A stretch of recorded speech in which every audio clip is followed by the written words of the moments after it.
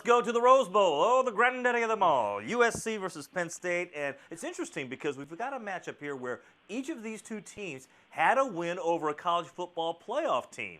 So it was Penn State over Ohio State, USC over Washington. Which team's victory do you believe is more indicative of the team that we're going to see in this bowl game?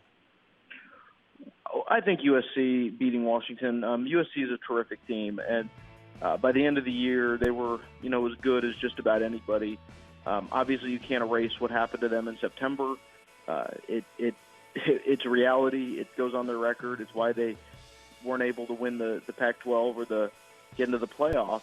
But I do think that the way they played down the stretch, they were extremely good, and I don't think that win was a fluke. I do think Penn State also improved tremendously over the course of the season, and by the end, they were a much better team. But I think the win over Ohio State had some sort of flukish elements to it. I don't think if they played that game again 10 times, I don't think I'd pick Penn State once.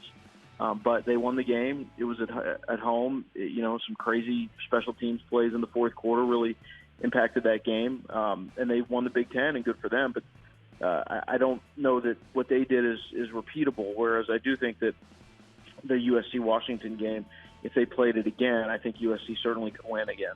Yeah, I would have liked to see the USC-Wisconsin matchup maybe.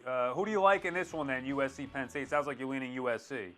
I am leaning USC. I mean, I think they've got tremendous talent, top to bottom. I think that, they're I don't think motivation is going to be an issue with them. I think, the way they carried the momentum to the end of the season, they're going to want to,